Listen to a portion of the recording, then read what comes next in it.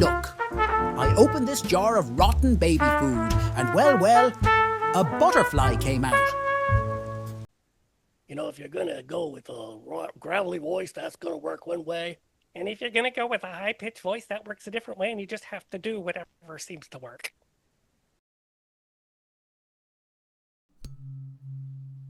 Welcome to the Comedians and Elevators podcast. I've got my guest, Craig Weiler. Craig, say hi, introduce yourself, and tell us a little bit about yourself. Hi, Keenan. Well, first of all, thank you very much for having me on the show. I really appreciate that. So, I am a parapsychology journalist. My day job is a general building contractor, so I have a bit of a variety there. I'm a member of the Parapsychological Association, Frontier Journalists Network, and basically I write about the science of psychic ability. So, have you experienced ghosts? Not ghosts, some other stuff, but not ghosts. Precognition, that sort of thing. The reason why, obviously, I say that if you're a contractor, have you gone into a haunted house? I've gotten into houses with some serious weird vibes, but no ghosts. No, I'm there during the day. I'm making a lot of noise, kicking up dust. It's not really a ghost type atmosphere. It's They probably run away and hide, right? yeah. Well, there's with ghosts, I think you need to be kind of quiet and receptive. Right. Not using drills, hammers, and You want to hear them banging, not you banging. They get scared and run away, right? right. Yeah, yeah. I'm the one making the noise, scaring them off. Yeah, Right. All right. So, Craig, you ready to get started? yeah. Let's do it. Listen, to my regular listeners, I know you don't like when at the beginning of these conversations I ask you to subscribe. None of us like it. I don't like saying it. I don't like it being in here. But it's frustrating. You know what else is frustrating? It's also frustrating when I look in the back end of the YouTube channel and I see the 56% of you that watch frequently haven't yet subscribed. And I know this because I see it in the comments section. You say things like, I didn't know I didn't subscribe. And that's actually what fuels the show. Basically, it's like you're making a donation to the show. So that's why I ask all the time, because it enables us to build and build and build. And we're going for the long term here. Hit the subscribe button and we'll continue to build this show for you. That's my promise. Thank you to all you guys that do subscribe. It means the world to me. All right. So the whole point of the podcast is to compare and contrast the comic versus the comedian. So I define the comic as any person telling funny jokes versus the comedian who's a funny person telling any joke. So Craig, would you agree that you start as a comic and evolve into a comedian? I think that depends on a person's personality.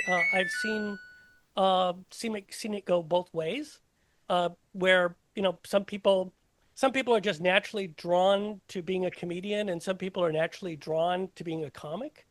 And I think people tend to find themselves in those categories just because of who they are. All right. So you ready for the first question? Sure. All right. About the role of persona in comedy. So how much of the comedian's voice is a character versus their real self? Um, I think it depends a lot on the person and their ability to manage things vocally. Some people have a natural voice which works with their type of comedy. If you remember Don Rickles, he had a very specific way of insulting people. I mean, that was his shtick, is insulting people. That was his character, that was his persona. And it had to be done in a certain way to be funny. And he worked out what that was. And so he's using his voice in that manner. Whereas for somebody like George Carlin, I think that was his normal voice. And he was just talking. And it just sounded right the way he was doing it. So I think it's person dependent. So then does authenticity matter or is illusion part of the magic? Um, Authenticity, you mean the person being themselves? That's an interesting part of it because I don't think people can really divorce themselves entirely from themselves. They're picking out a part of them to emote. Um, Maybe so it's an alter ego, but it's still part of them. And I think you can kind of see that in there. The people expressiveness is it, it requires a certain amount of training, and particularly for a comedian, a comic, even comics, for the timing, for the type of intonation, and if a voice works, it works. If you're gonna go with a gravelly voice, that's gonna work one way, and if you're gonna go with a high pitched voice, that works a different way, and you just have to do whatever seems to work. There you go. Got to go with what works. I love it. All right. Yeah. So how about punching? How about punching up versus punching down? So where do comics versus comedians subscribe to this? And let me put it in some historical context. hmm Did a jealous medieval prince become the first comedian by killing the court jester? Um, my feeling about it is that punching down is inherently disturbing. It's when you're punching down, you're basically a bully, and bullying can be funny. Uh, and for comics, you're doing a one-off insult versus insult this person, insult that person, insult them again, in funny ways. Pointing out their foibles, and in some cases they're not wrong, but you're punching down. You're picking on somebody who's already picked on, generally, and it it can be funny, but there's also a disturbing aspect for it. Whereas when you're punching up, that's speaking truth to power. So there's an uplifting part of it. You're doing something that takes a little courage, and it takes a little um, it takes empathy and caring for people to punch up. You feel driven by something inside of you that knows that this is important, and I think that they're fundamentally different in that way. So then is the audience's agreement with the comedian a form of permission or alignment? I think alignment. For example, certain types of people will be drawn to Bill Maher and his type of comedy, uh, and he's constantly punching down. He's going after the foibles of ridiculous liberals, and some of the the way that they go to things can be kind of extreme in terms of cancel culture and all that sort of stuff. And he'll suss that out, and he'll make fun of that. And then you have on the other side, um, Jon Stewart, who's constantly punching up, and you have a much different energy there. All right, an interesting perspective. So, how about the cultural translation of comedy? So, how do jokes that work in one country bomb in another? So that's an interesting one. So just for reference, I speak German and some Spanish, and I would never try to listen to comedy in either country. The comedy, in that particular sense, is very dependent on a person's particular culture.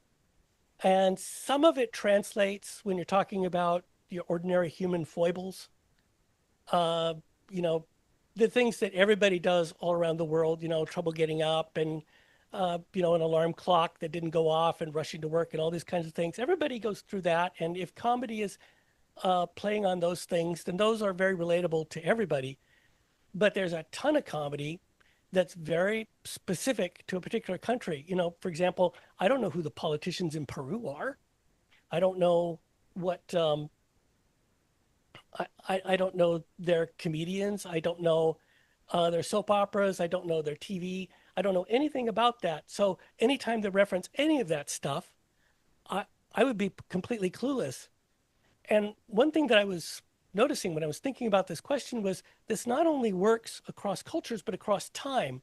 That if you look at humor from like the 1940s and 50s or even 60s, there's a lot of reference to things that are lost now. We don't have these same references. For example, on the Carol Burnett show, they'll reference commercials and people, and none of that stuff.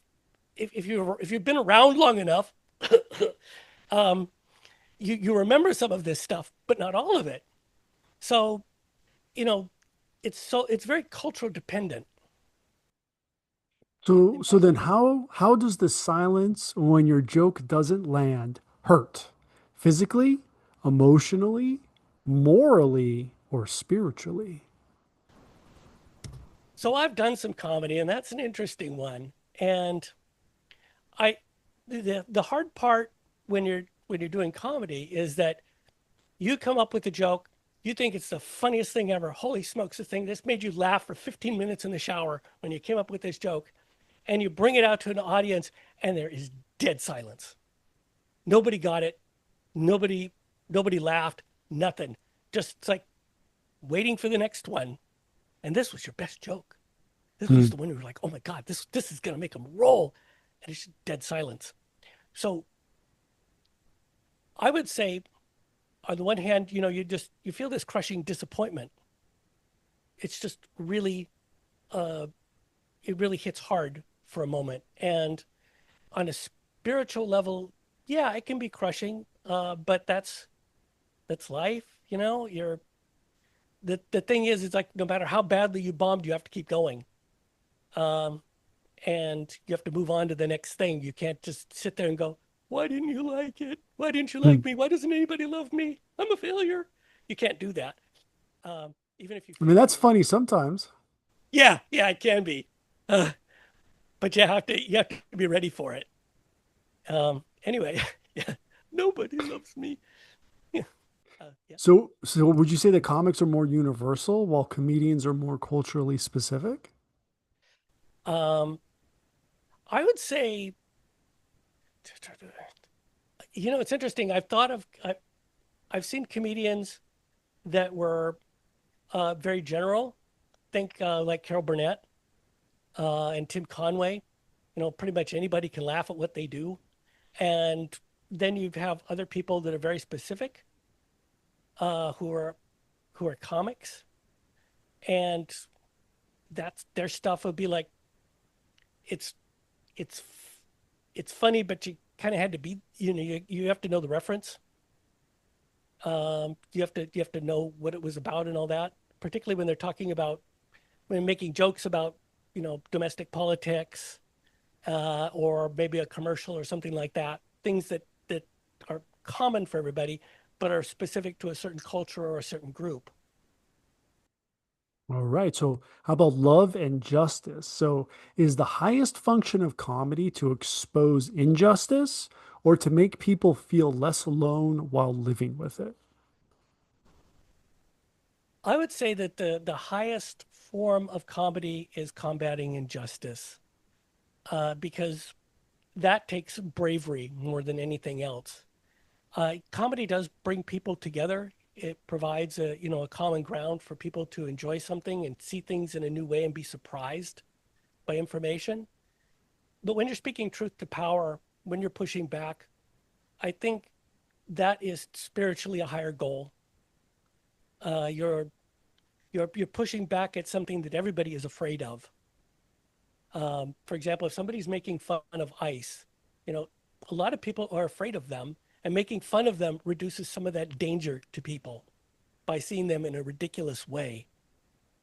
And I feel like that is, uh, it can combine a bit of love with it because, in a sense, the comic is out there being a protector by speaking truth to power. So there is some love in that. Uh, and I think that is more of the goal of comics and comedians. Yeah, definitely. There's some ice jokes we can work on. I don't know, they're running around on the ice, so it seemed like they should wear skates, but they decided not to, and well, that's their fault, right? So, Yeah. so I know I'm working on that one. So when a Yeah. joke harms someone unintentionally, does love demand accountability or does justice demand defiance? Uh, I think I think it depends on the joke. For example, when Kathy Griffin held up this bloody head of Trump, I don't know if you remember that, but that was a big deal, and she got That was canceled. why that was like 10 years ago. I think so. It was a Okay. while ago, but I remember it Yeah. was a huge big deal at the time. I mean, the conservatives went nuts over that one, and in reality, you know, you just kind of look at it and go, "Oh, that kind of falls flat. It's not really a good joke, but Hmm. so what?" And so she was obviously held accountable for that. And then, but see, when you're holding people accountable, you're also judging. And when you're judging, a comedian like that, you're trying to censor what they can say and what they can't say, and you're reducing their freedom to speak their particular truth. Um, because, and from my point of view, let them all speak, and I'll decide who I want to listen to. I have the choice to not to listen to a comedian or a comic, but I don't want to censor them. They can blather away. If they're not connecting with me, that doesn't mean they're not connecting with somebody else. Yeah, Sometimes, absolutely. yeah. I mean, I, I'm in my 60s now. I'm not always the intended audience. I don't know. I think you can always put yourself arguably in the perspective if remember when you were that age, right? And it's a tough one, yeah. So I don't know. I think that there could be a lot more perspective potentially. So very important question. Advertising and self-promotion. So who advertises themselves more? The comic, the comedian, or the magician? You know that place where you're not conscious and you're not sleeping either? That's your power bill to the electric company. Right here. I want us to be here with free energy, where the Wardenclyffe Tower meets the Eiffel Tower. But that's not where we are. We are here, where you've got the utility and you've got residential solar. Between these two, we know which one saves you money. This is where we can go in the meantime. But this is where I want us to be now, and this can be done now. So let me deputize you to represent DOSE, Department of Solar Efficiency, and let's get on the podcast and get the message out today. See you soon.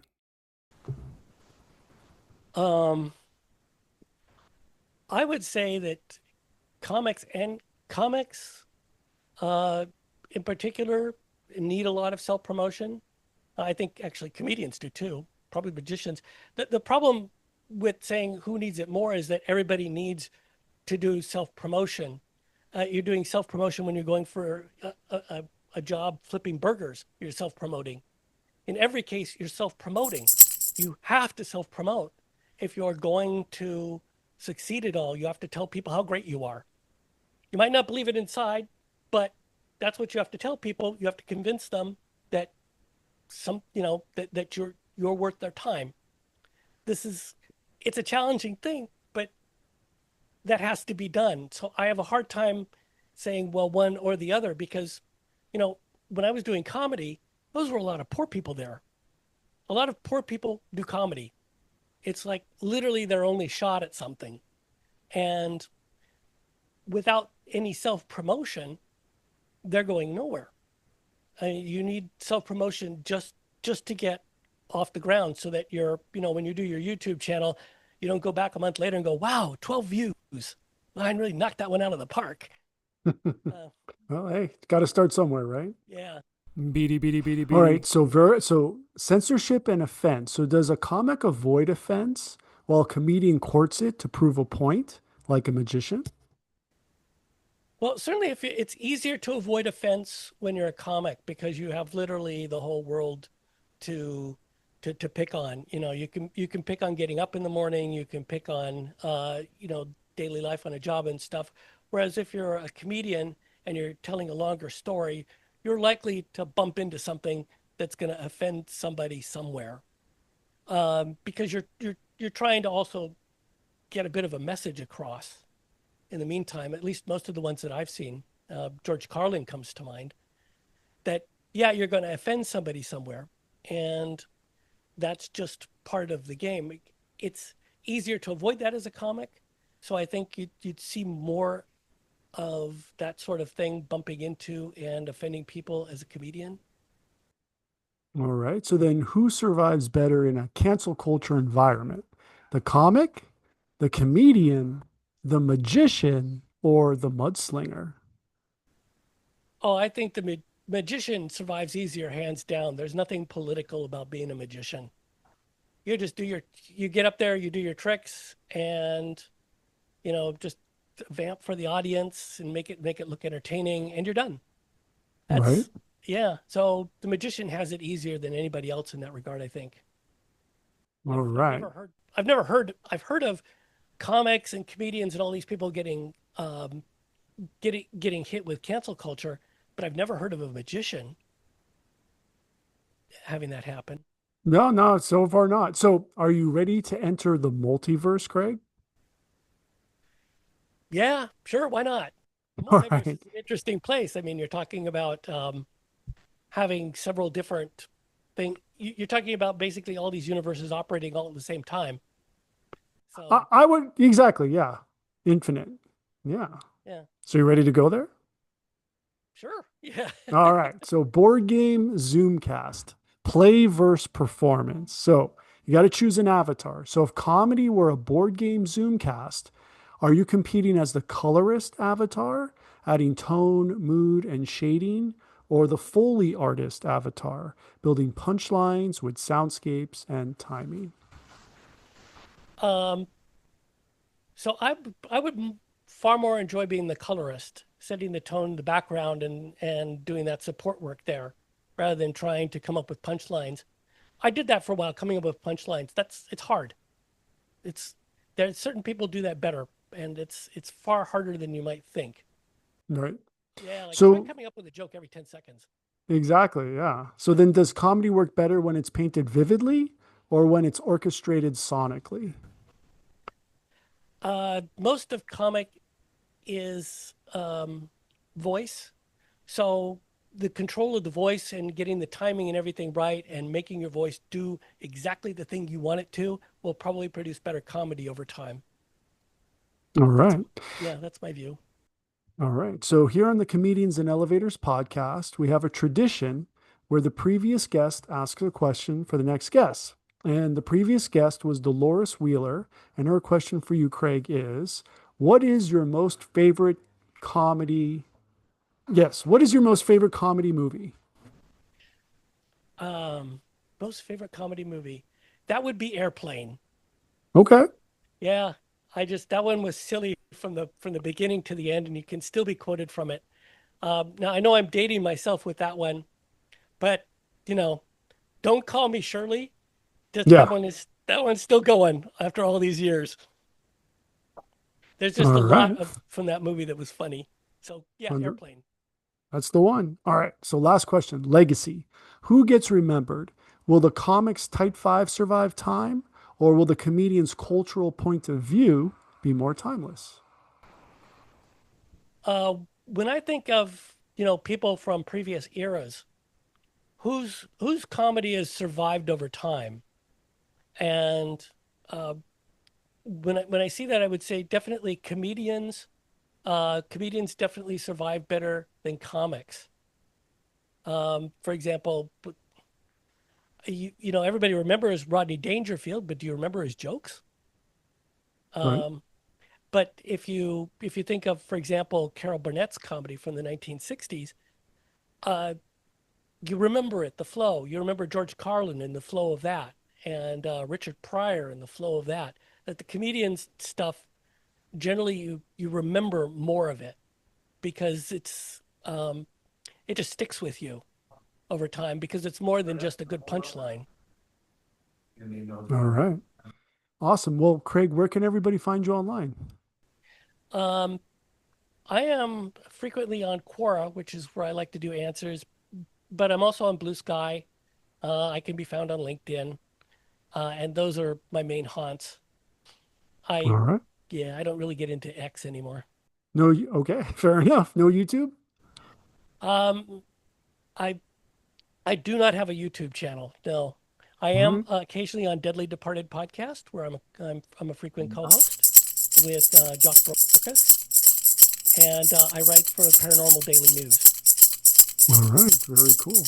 Well, Craig, thank you so much for being my guest. And for everyone, please like and subscribe. And we will see you in the next one. Thank you very much, Keenan. It's been a pleasure. If you're interested in too much information like in the network state or Mantipus the chicken shit, check out this video. Or is it this one right here? Well, either way. Lizard.